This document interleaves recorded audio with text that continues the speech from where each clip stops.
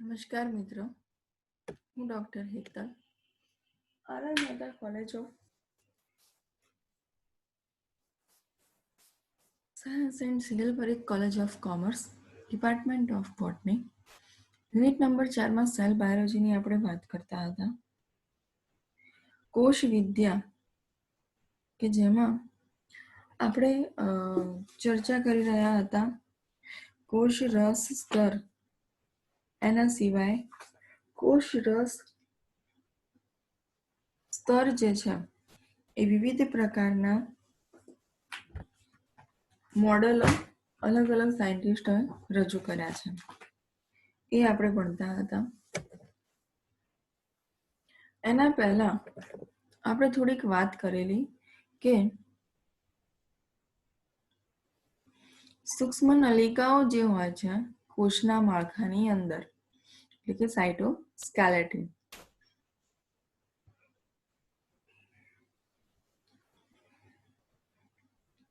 તમારે આવશે સાયટોસ્કેલેટન શું છે, એટલે કે કોષનું માળખું શું છે, તો કે કોષ રસમાં રહેલી સૂક્ષ્મ નલિકાઓ અને સૂક્ષ્મ તંતુઓ કોષના આધારકમાં પથરાઈને કોષનું માળખું બનાવે છે, જે માત્ર યુકેરિયોટિક કોષમાં જોવા મળે છે.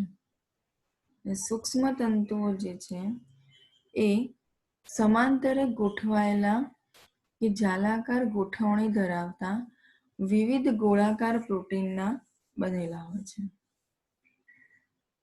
જેમાં એક્ટિન, માયોસિન, ટ્રોપોમાઇસિન, આલ્ફા એક્ટિન વગેરેનો સમાવેશ થાય છે. તેમનો વ્યાસ સામાન્ય રીતે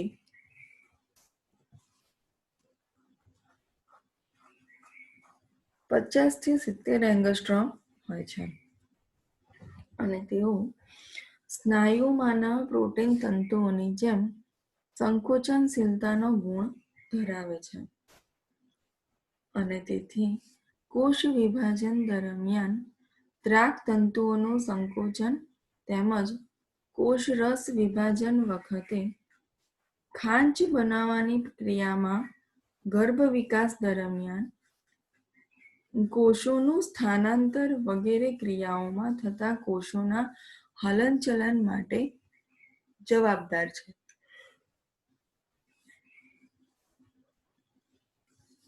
હવે આ જે સૂક્ષ્મ નલિકાઓ હોય છે એમાં સૂક્ષ્મ નલિકાઓ લગભગ 50 એંગસ્ટ્રોમ જાડાઈ ધરાવતા 13 કે 15 આદિ તંતુઓ ની એકબીજાને સમાંતરે ગોઠવાઈને બનતી પોલી નળાકાર રચનાઓ છે, જે લગભગ 250 એંગસ્ટ્રોમ જેટલો બહારનો વ્યાસ ધરાવે છે. હવે આવી સૂક્ષ્મ નલિકાઓ બધા જ યુકેરિયોટિક કોષોમાં આવેલી છે. તેઓ પ્રમાણમાં સખત છતાં સ્થિતિસ્થાપક હોવાથી કોષનું માળખું બનાવવામાં મુખ્ય ભાગ ભજવે છે.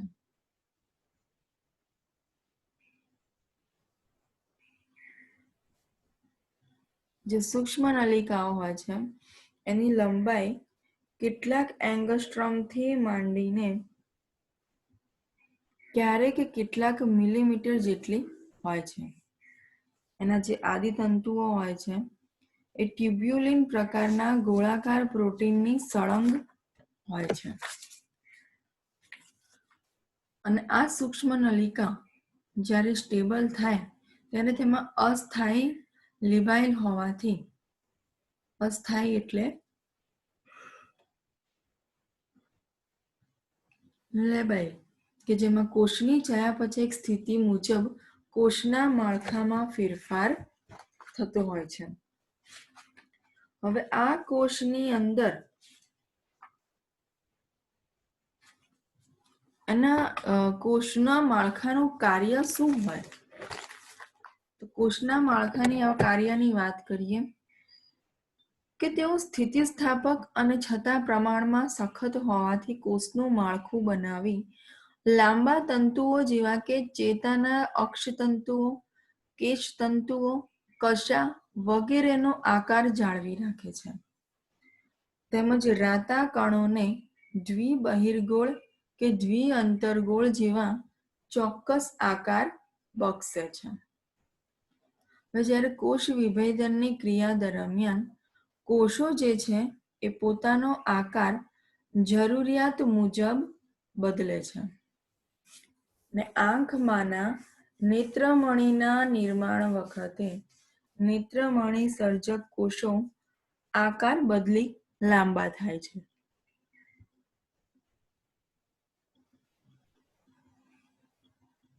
જેના કારણે પ્રશુક્રકોષમાંથી શુક્રકોષ નિર્માણ એટલે કે સ્પર્મિયોજિનેસિસ વખતે કોષ કેન્દ્ર અને કોષના આકારમાં ફેરફાર થાય છે. હવે જ્યારે આકાર પરિવર્તનની આ બધી ઘટનાઓ સૂક્ષ્મ નલિકાઓને આભારી છે. હવે આ સૂક્ષ્મ તંતુઓ કોષાંતરીય સ્નાયુ જેવું કાર્ય કરી પ્રજીવની ખોટા પગ લંબાવવાની ક્રિયા, ફેગોસાઇટોસિસ, પિનોસાઇટોસિસ વગેરે ક્રિયાઓ દરમિયાન થતા રસ સ્તરના હલનચલન માટે જવાબદાર છે. હવે આ કશા અને કેસ તંતુઓના હલનચલનમાં સૂક્ષ્મ નલિકાઓ અગત્યનો ભાગ ભજવે છે અને કોષ વિભાજન દરમિયાન થતા રંગસૂત્રોના હલનચલન માટે જવાબદાર ત્રાંગ તંતુઓનું નિર્માણ સૂક્ષ્મ નલિકાઓમાંથી થાય છે, જે લેબાઇલ બની રંગસૂત્રનું હલનચલન પ્રેરે છે, એટલે કે અસ્થાયી બને છે.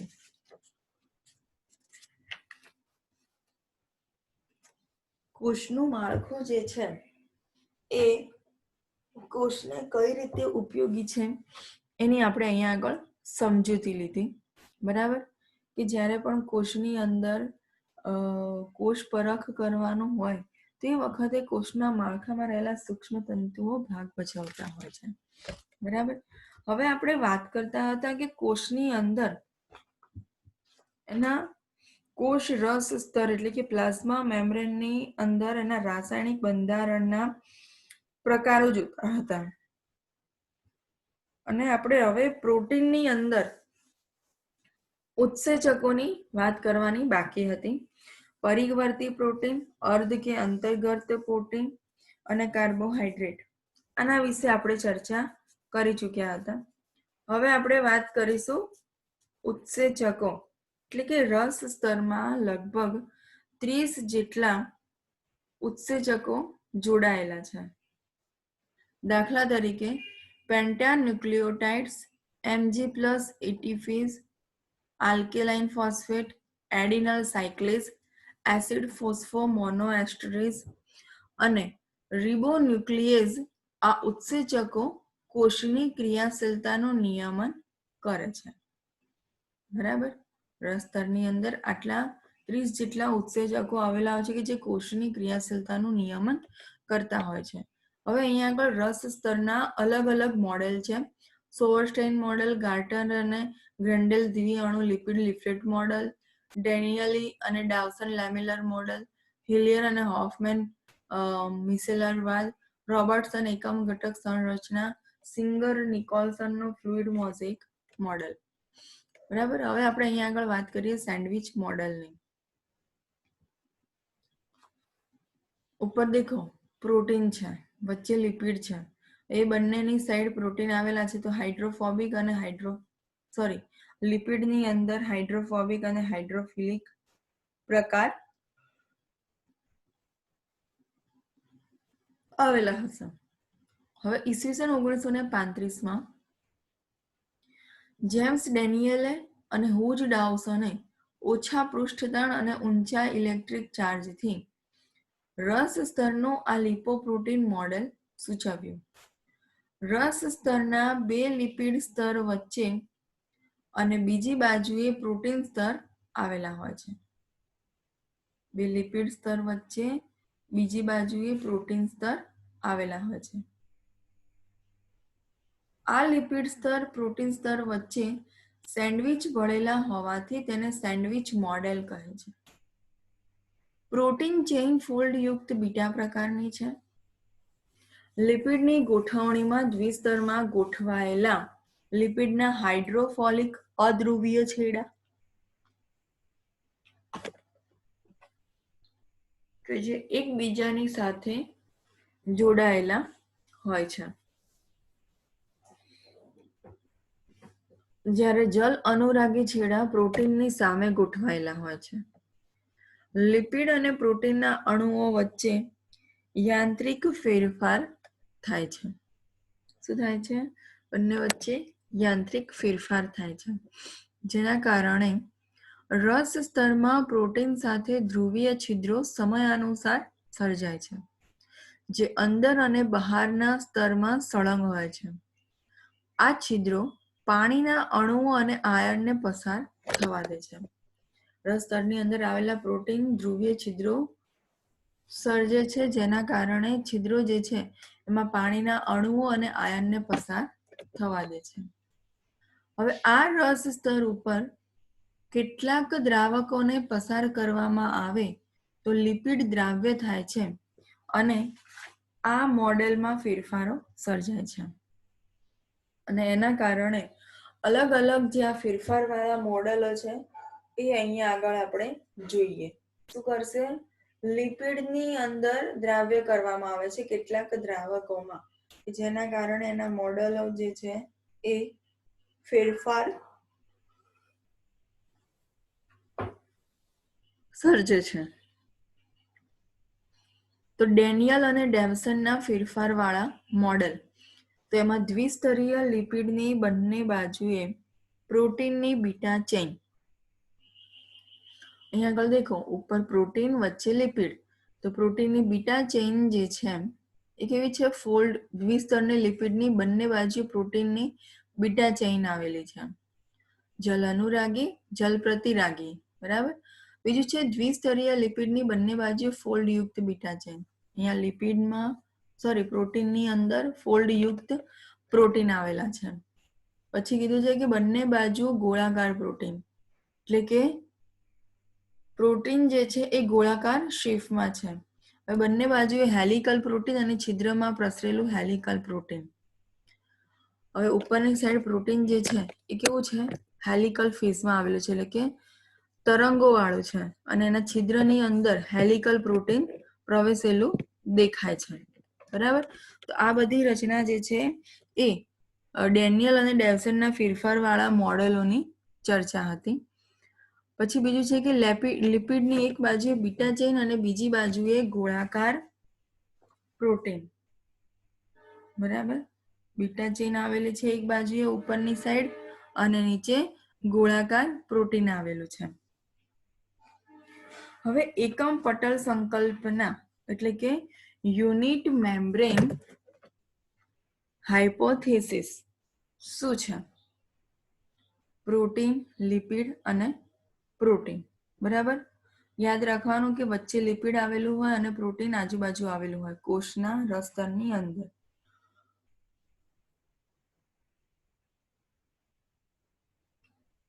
હવે આને રોબર્ટસન મોડેલ પણ કહેવામાં આવે છે.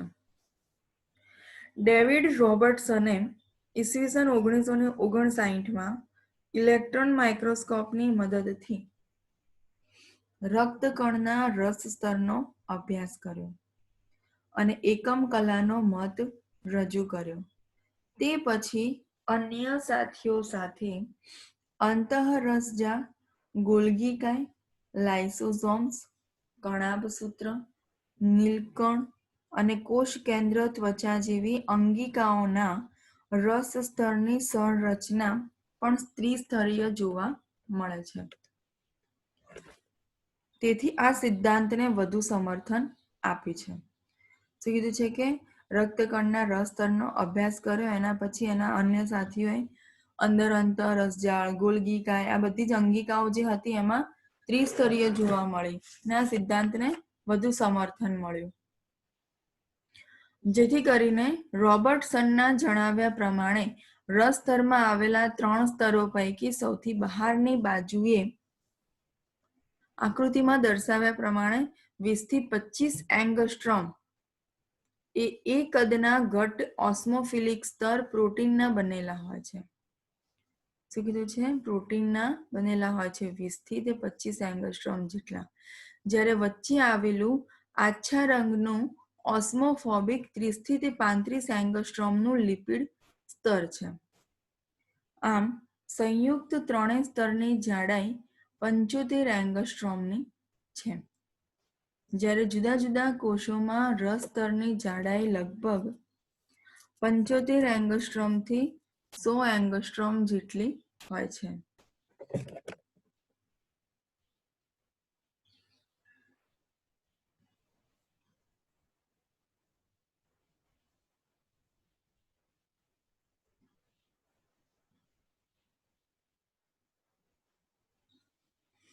અહીંયા આગળ આપણે વાત કરી કે ઓસ્મોફોબિક જે છે, ઓસ્મોફિલિક અને ઓસ્મોફોબિક, જલ અનુરાગી અને જલ વિતરાગી, બરાબર, એમાં 30 થી 35 એંગસ્ટ્રોમ લિપિડનું સ્તર ધરાવે છે.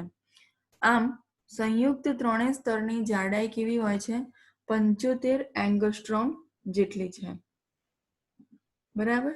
જેના કારણે જુદા જુદા કોષોમાં રસ સ્તરની જાડાઈ લગભગ 75 એંગસ્ટ્રોમથી 100 એંગસ્ટ્રોમ જેટલી હોય છે, બરાબર. હવે આપણે આગળ વાત કરીએ ફ્લુઇડ મોઝેક મોડેલ. આકૃતિમાં ધ્યાન આપજો. સૌથી પહેલા ઉપરની સાઈડ પ્રોટીનની રચના આવેલી છે, બરાબર. પરિઘવર્તી પ્રોટીન અને જે અંદરની સાઈડ છે અને અંતર્ગત પ્રોટીન કહેવામાં આવે છે. એ પ્રોટીનની ઉપરની બાજુએ ગ્લાયકો પ્રોટીન આવેલા હોય છે. આપણે આગળ વાત કરી હતી એ રીતે કે ગ્લાયકોપ્રોટીનની રચના પણ અંદર આવેલી હોય છે. દ્વિસ્તરીય લિપિડ અને અર્ધ અંતર્ગત પ્રોટીન, એટલે કે અડધું પ્રોટીનનો ભાગ જે છે એ લિપિડમાં અંદરની સાઈડ હશે ને અડધો લિપિડની બહાર, એટલે કે પ્રોટીન જે આગળ હશે ત્યાં આગળ આવેલું હશે. અને આ લિપિડની નીચેની સાઈડ જટિલ પ્રોટીન આવેલા હોય છે. અને પરિઘવર્તી અને પરિઘીય પ્રોટીન, એવી રીતના બંને પ્રોટીનની રચના આવેલી હોય છે, બરાબર. હવે ઈસવીસન 1972માં સિંગર અને નિકોલસને આ મોડેલ રજૂ કર્યું કે જેમાં આ મોડેલને વધુ સ્વીકૃતિ મળી. અગાઉના મત મુજબ દ્વિસ્તરીય લિપિડમાં પ્રોટીન જે છે એ સળંગ બહારની બાજુએ આવેલું છે. દ્વિસ્તરીય લિપિડમાં પ્રોટીન ક્યાં આગળ આવેલું છે? સળંગ બહારની બાજુએ આવેલું છે. પરંતુ આ મોડેલ અનુસાર લિપિડ સ્તરમાં બે પ્રકારે ગોઠવાયેલું છે. કેટલાક પ્રોટીન સપાટી કે પરિઘ તરફ સ્થાપિત થયેલા છે કે તેને બહિર્વર્તી કે પરિઘીય એક્સ્ટ્રિન્સિક પ્રોટીન કહે છે. જ્યારે અન્ય પ્રોટીન લિપિડમાં સંપૂર્ણ કે અડધા અંતર્ગત હોય છે તેને અંતર્ગત એટલે કે ઇન્ટિગ્રલ અથવા તો ઇન્ટ્રિન્સિક પ્રોટીન કહે છે, બરાબર. અન્ય પ્રોટીન લિપિડમાં સંપૂર્ણપણે અડધા અંતર્ગત અને અંતર્ગત પ્રોટીન હોય છે. કેટલામાં બહિર્ગતી અને પરિઘીય પ્રકારના પ્રોટીન આવેલા હોય છે. હવે આની અંદર પરિઘવર્તી પ્રોટીન અને અંતર્ગત કે અર્ધ અંતર્ગત પ્રોટીનની વાત આપણે નેક્સ્ટ લેક્ચરમાં કરીશું. Thank you.